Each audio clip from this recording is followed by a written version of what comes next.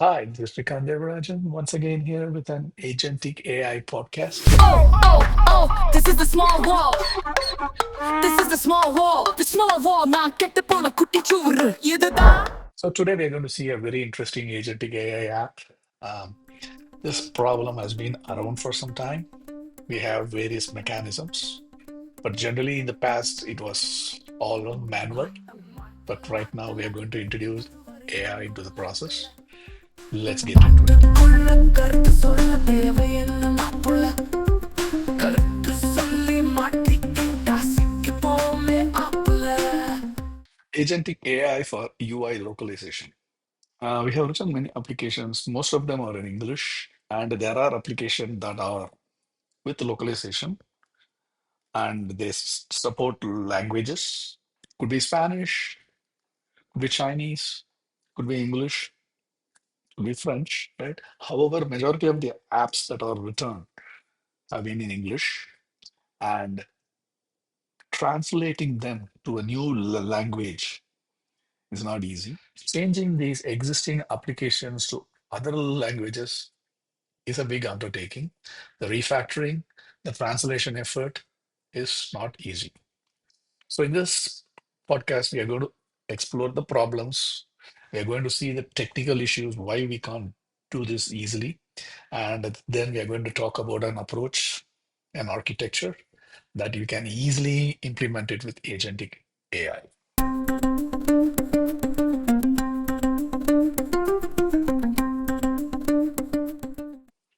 Technically, right? Software teams, there is friction when trying to make their apps multilingual. The reason is the translation is not easy and you don't have the right resource to translate your screens. And you might have a huge web screen and think about you need to have 7 languages, 8 languages. It is time consuming and it is error prone too. You need language experts working with you and you need to change each application, etc., etc. And there is a risk of inconsistency. Without automation, you will get mismatched keys, outdated translations, and sometimes the translation might not be even right. If you're in a project, right, you should have seen this localization is usually an afterthought. Teams just go with English, especially the MVPs, and afterwards, refactoring is very expensive, and we ignore it at the end of the day. And also, these days we have got translators, but then there are issues with the rate limits, and we need to be with one vendor, and all these issues are there. These are the technical problems. So, what is the solution? Our solution: an autonomous AI agent that scans your source code, translates UI text using local models, language translators, and then smartly rewrites, refactors into deployable, standard, compliant, multilingual versions, all without human intervention. So, what does it do? Let's take an example here. Let's look at this example screen here. Let us assume that we have a public transport system and they have a web screen in which you can go and report lost and found items. And this application is right now in English. So we are going to translate it just like that to Hindi, French. You choose what language you want. And this agentic AI will just like that go and translate it immediately. Very simple. I think you can understand this. But how does it work really? I built an AI translation pipeline. It's a very simple pipeline that I'm going to explain now. The first step in the process is I go and read the source repo. In my case, it's GitHub. My agent will go and read the source repo. You just give the URL, and it is going to import all the source code. And the agentic controller or an orchestrator, which will read all the JS and JSX files. I'm using React just to keep it easy, and it identifies all the translatable UI strings. And next step is I have a local AI translation engine. I use Argos, and Argos gives you a lot of translation models. They have plenty of models, about 16 to 18 languages. They can translate from English to Hindi or Hindi to English. It'll work. So this agent controller will hand it over to the translator. The translator is going to translate all the strings in a very clean way. And then we rewrite the source code automatically with these new changes, and also we improve it. Code writer, this component is an I18N compiler. It rewrites original source with T-key structure. It generates en.json for English, for example, or any other language. It is lang.json. So if it is Hindi, it will be hi.json. French, it will be fr.json. The purpose of this rewriter is it also validates syntactic accuracy. Last but not the least, once we make the changes, we will check it back into the GitHub. It will create a new branch, commit, and push it back to GitHub. So now let's do a quick dive into neural translation. I'm going to just give an overview. First, we start with tokenization. The input sentences is split into smaller units like subwords and characters using a tool called sentence piece. This helps the model understand unfamiliar and compound words. Next comes the embedding layer. The embedding layer, each token is converted into a dense vector, a numerical representation that captures meaning, context, and usage in the language. Then comes a transformer encoder. The encoder reads the entire sentence using self-attention to understand how each word relates to others, like even across long distances. Transformer decoding plus attention. Now that you have the attention, the decoder generates the translated output word by word, paying close attention to the most relevant parts of the input sentence to each step. Last comes the beam search output. The decoder uses beam search to explore multiple possible translations and chooses the most fluent, accurate one, and it returns the final translated sentence. So it's a complicated, maybe a little bit neural translation. However, there's a lot of articles out there that you can go and read and understand. Next, next step in the process is we need to understand what an I18N code refactor automation means. I'm going to give you an example here. So I18N is a standard for designing globally adaptable software systems and applications.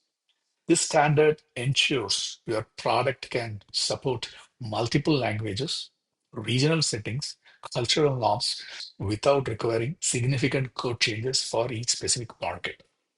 If you look down in the example here, this is the original screen form without localization support, just pure English. It's got a label.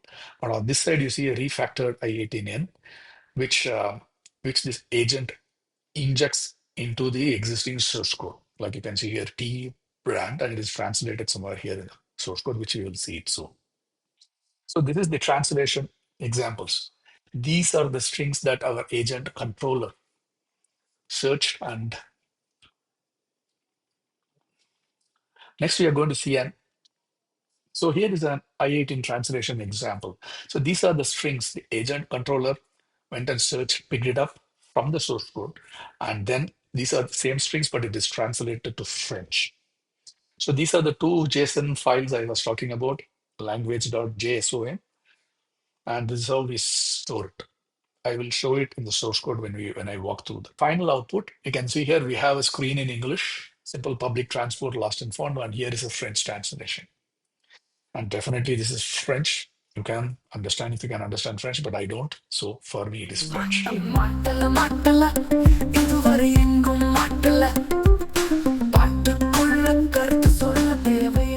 All right, we're going to see the source code.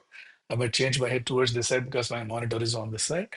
First, this is the extractor that I was talking about. This reads all the source code, takes out the strings that needs to be replaced, and I'm using a regular expression here.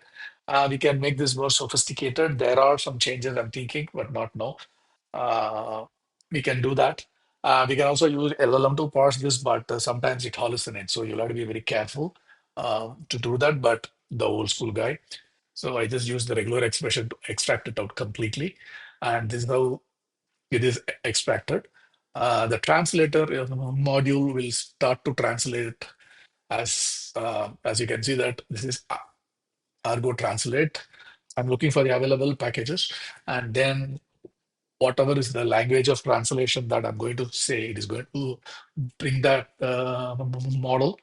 And if it is not there, let us say that you don't have the model, this will install automatically. And if not, it is going to go and do it.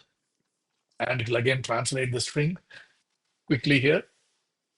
Is a huge list that is stored in memory, as I told you, and it gets translated. And the rewriter will rewrite the source code completely again. And as you can see that I am injecting this I18 import along. The rewriter replaces the strings in the source code with the two, I told you, two translations. And it's very straightforward, and it adds some remarks to ensure that we know that this has been translated. Finally comes the committer that is going to go back and will put the source code in the repo. I do have a GUI here to run the demonstration. So I'm going to run that now. I hope it doesn't embarrass me again.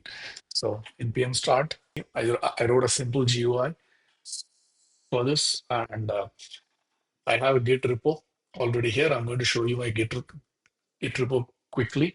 So this is my Git repo. It's a very simple application, lost and found demonstration. It's got a source. It's all in English. As you can go and look at the app.js, which I already demoed before in the slides. So it's a very simple HTML screen that runs in React. So this is the repo that I'm going to translate. So I'm going to go back, just pick the URL, back to my app. And this app was written using Electron. And I'm going to choose a language, simple. Maybe we choose Hindi, right? And I'm going to translate. As you can see, it is running here quickly. As you can see that this got translated here. So the cloning main branch, this happens pretty quickly. I'm going to walk you through quickly. Let's start the translation. It is cloning the repo here. It is where the main branch is cloned, and it is somewhere here in my local machine. And then it is scanning for hard-coded UI strings, and it located 29 unique strings. And then it went on to translate them quickly in Hindi. If somebody can understand Hindi, yeah, it is good. Rang means color, as you can see. And it did the whole translation. And then it injected that I18N import, and the translation is complete. And you can go back and review the repo now. So I'm going back here, and here is the repo that's being pushed 2 seconds ago. So we're going to the repo, and first we need to check is our I18N. So as you can see, it did write the English straight away, and it also wrote the Hindi. So now what I'm going to do is jump into a terminal and run this. It's a folder called fork, and I'm going to do lost and found demo. And I just need to run this now. So I'm going to just call npm start, and